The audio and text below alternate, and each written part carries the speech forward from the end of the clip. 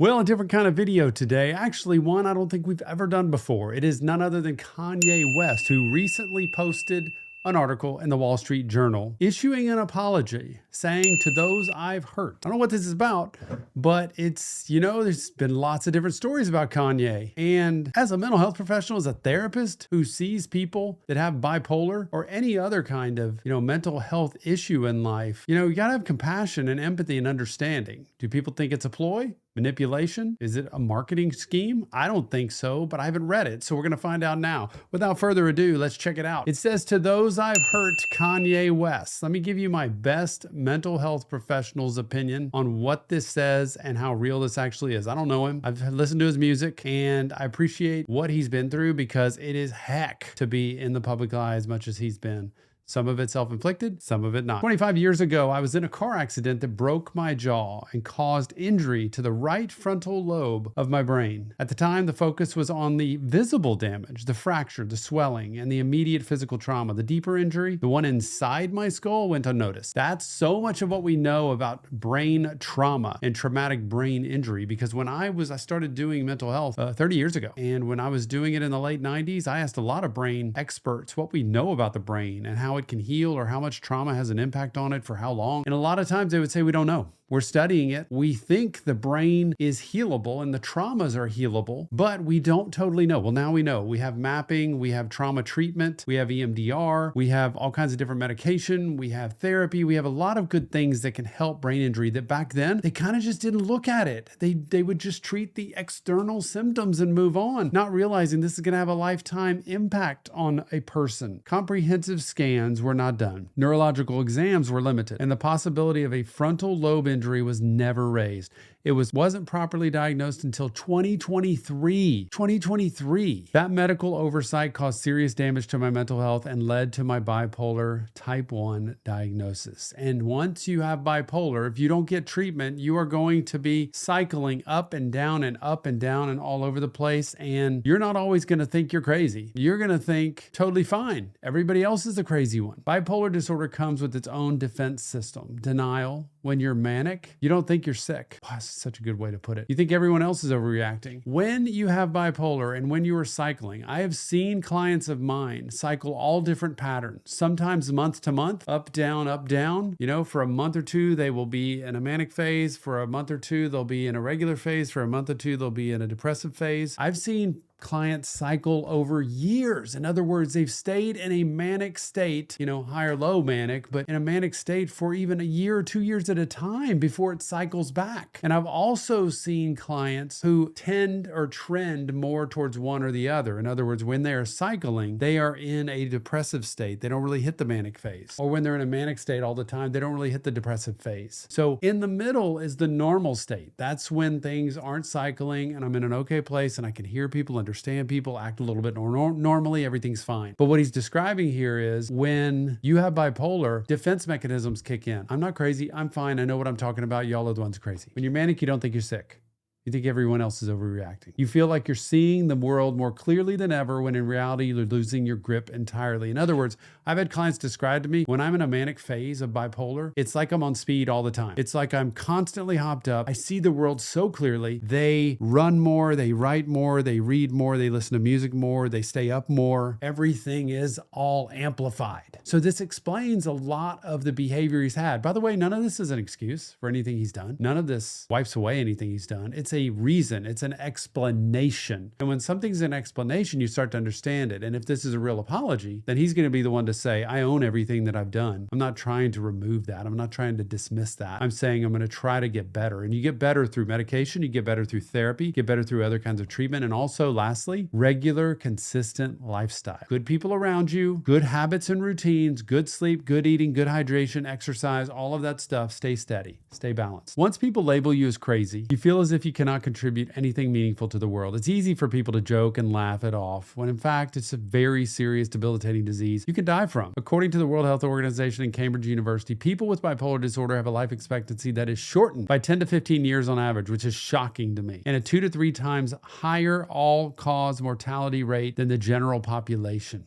Man, this is on par with severe heart disease, type 1 diabetes, HIV, cancer, all lethal and fatal if left untreated. If you're not treating bipolar, you are dying, and it will drive you crazy, and it will drive everybody else around you away, because bipolar almost forces everybody else around you to go away, much like addiction. Addiction will do that. It forces everybody else out of your life because the only way it can survive is if you are focused on it solely. Bipolar is you're right, everybody else is wrong, you're normal, everybody else is crazy, and you're going to overwork to try to explain that to everybody. The scariest thing about this disorder is how persuasive it is when it tells you don't need help. It makes you blind, but convinced you have insight. You feel powerful, certain, unstoppable. Listen to that line. The scariest thing about this disorder is how persuasive it is when it tells you don't need help. It will tell you that. Addiction does that. When you have an addiction to whatever it is, it tells you don't need help. You just need more me. And that's what bipolar will do. It tells you you're fine. You just need to stay focused on what you're doing. Stay as manic as you can. Stay depressive as you can. Stay unplugged as much as you can, because you feel normal when you're not normal. And it drives everybody else around you away because of that. Now, I think this explains a lot. I believe what is said so far. I believe it's extremely well written. I believe he's had probably some really good therapy. And if I could talk to him, I would be able to tell that just by the way he's responding. But I also believe he's had good medication. He's probably got better people around him. You don't want yes people around you. You don't want an entourage around you that just says, you're the best, you're the greatest, everybody else is wrong. You want people around you that you can trust, that can get in your face and tell you when they see something off. Because clients of mine, when they have cycled and gone into a manic or depressive phase in treatment and they are hearing really well, they're trusting me and they're trusting their mental health team, they're trusting their psychiatrist, they're trusting their mentors and the people that are closest to them. When I say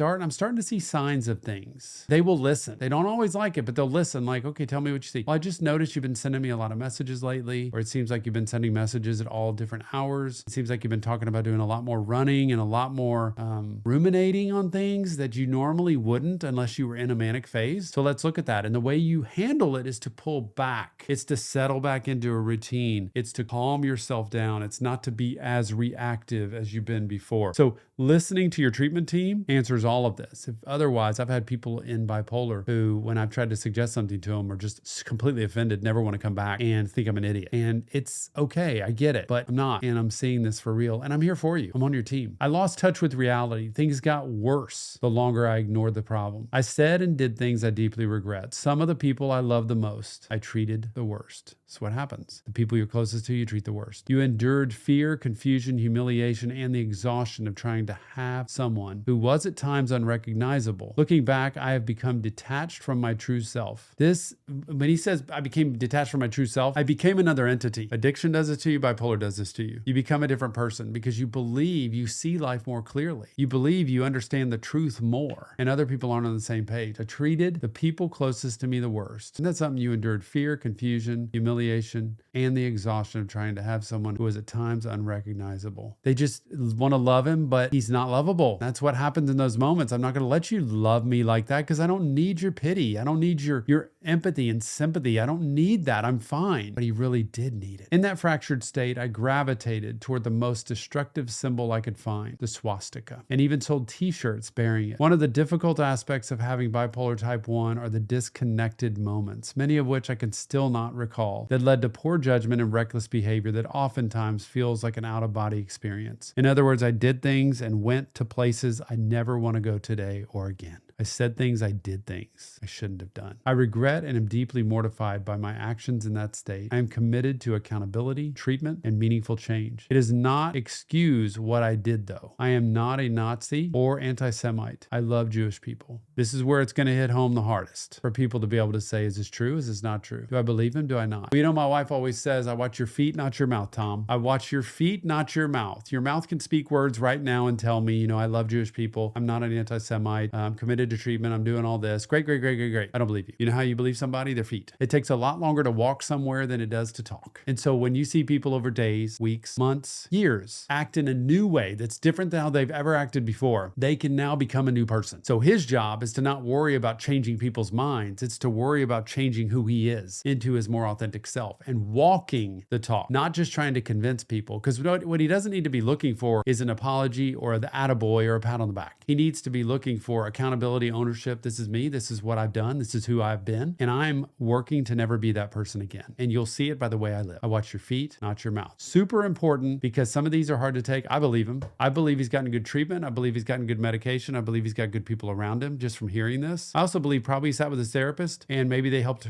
write this by saying, let's communicate how you really feel in a way that people can take it and it'll be palatable. I do this a lot with clients where I help them write things because you want their true feelings to come out. To the Black community, which held me down through all of the highs and lows and the darkest moments, darkest times. The Black community is unquestionably the foundation of who I am. I am so sorry to have let you down. I love us. To talk to your own people, to talk to your own family, to talk to your own group about. It's the hardest thing to do, to come with bended knee, bowed down saying, I've done this. This is who I've been. And I don't ever want to be that person again. And I've let you down. And it's my mission to not let you down anymore. Is the hardest thing to do. It's so difficult. It's so important. As a mental health professional, all I can ask you to do in this situation for him, see a psychiatrist to get medication to get balance. You need the medication. I've seen people with bipolar years down the road not have medication anymore and live extremely successful lives. You know how they do it? Good people around them, good routine in life, balanced living, and good mental health treatment. And listening to people around them when they seem to be getting close to cycling, trusting those people and getting back in and getting help if they need it. Sometimes that means back on medication. Sometimes it doesn't. They can correct the other way. In early 2025, I fell into a 4-month-long manic episode of psychotic, paranoid, and impulsive behavior that destroyed my life. As the situation became increasingly unsustainable, there were times I didn't want to be here anymore. So talking about wanting to just end things, be done. A 4-month-long manic episode of psychotic, paranoid, and impulsive behavior in the beginning of 2025. I haven't followed a lot of Kanye, so I don't know what happened. But I do know to be able to say that and to be able to put this out there is extremely brutal, y'all. If it's a publicity stunt for me, I'm going to hear somebody making excuses. I hear him explaining. I hear him giving reasons for something. And I hear him taking accountability so far for everything that's happened. But he can't fix it today. He can't make everything better today. It takes time. But this is one of the steps to get to the place where he wants to be, which is I want you to see my character is not what I've been in the past, and it's not what I was in the beginning of 2025. It's different now, and I want you to see that. Man, this is good. Having bipolar disorder is notable state of constant mental illness. When you go into a manic episode, you are ill at that point. When you are not in an episode, you're completely normal. That's the thing people need to understand. When people are cycling in bipolar, when you're in a normal state, you're totally normal. When you're not cycling manic or depressive, it's fine. They can see, hear, and think clearly. But man, when they get off, it's completely different. And that's when the wreckage from the illness hits the hardest. Hitting rock bottom a few months ago, my wife encouraged me to finally get help. Thank you. Amen to that. Thank his wife for that. Because that's really what's needed is the help, the professional help. And you got to get it when you're in a normal state to hear it, because in those manic or depressive states, the person's not going to hear it. It's much like when you go out and you're drinking or drugging and you have a hangover the next day. And you remember all the things you did and said and you regret and the shame and the guilt and you feel sick. That's what it's like in the normal phase of bipolar, because you feel so guilty and shamed over what you've done, but you can't fix it. You can't clean it up. So you know what you do? You pretend, you deny, you ignore until you get to the point of doing this, which is just taking accountability. He's going to have to take a lot of flack for this. I'm sure people are ragging on him for it. Believe him. You know why? Because all of this is explanation and it's also accountability. This is an excuse. I found comfort in Reddit forums of all places. Different people speak of being in manic and depressive episodes of a similar nature. I read their stories and realize that I was not alone. It's not just me who ruins their entire life once a year, despite taking meds every day, and being told the so-called best doctors in the world that I'm not bipolar, but merely experiencing symptoms of autism. I don't know where that comes from. There's nothing I've ever seen in Kanye. I don't know him personally, but nothing I've ever seen that's autistic or why somebody would target that. A lot of people could probably see that there's a bipolar streak going on there. Even though I can't diagnose until I had seen him, the behavior was very cyclical, just cycling, and a lot of times in a real manic phase where he's almost untouchable, unstoppable,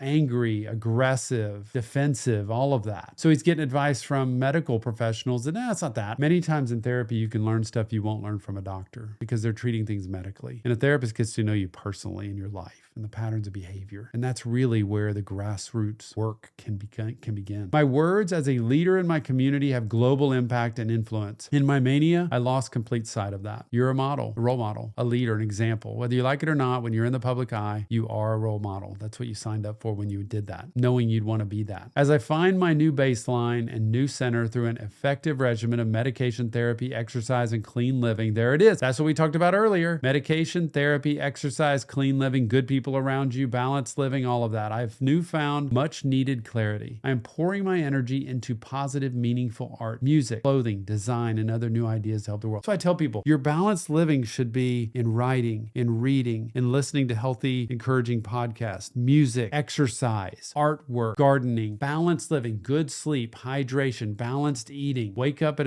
the same time regularly. Surround yourself with people who are encouraging and positive and also able to hold you accountable and talk to you about what they see in your life that you need to hear from them on. I'm not asking for sympathy or a free pass, though I aspire to earn your forgiveness. It's funny you say that because I always told my children growing up, I don't want you to go up to somebody and say, will you forgive me? Sorry I did that. Will you forgive me? So we can move on with life. That's what I don't want. I want to tell people it's on me that I said that. I shouldn't have said that. I hope one day you will forgive me, but I want to take responsibility for what I said, not as a measure of you needing to forgive me. You don't ever have to if you don't want to, but one day I hope you will, and I need to learn to be different. And that's such a good way to say it. I'm not asking for your sympathy or for a free pass, though I aspire to earn your forgiveness. I write today simply to ask for your patience and understanding as I find my way with love. Yay. This is such a great letter. I love this. I think it's genuine. I think it's honest. As a mental health professional, I think he's had really good therapy, a really good treatment, when in the past he hasn't. He's the kind of guy I love to work with right here. Worked with many people with bipolar who are really brutal to work with when they're in their manic phase. I mean, impossible, because they won't listen to reason. And he described it here. But now that I'm in the life I'm in, I'm determined to get help. And when they're determined to get help, they get people around them that say, you tell me when I'm off, and I'm going to trust you that I need to get back in line. I need to get back on medication, or I need to change my medication, or I need to increase my therapy, or I need to surround myself with different people, or I need to get back on a routine. All of those things. It's so good. Kanye, thank you for being honest, for being vulnerable, for putting your life out there for people to ridicule and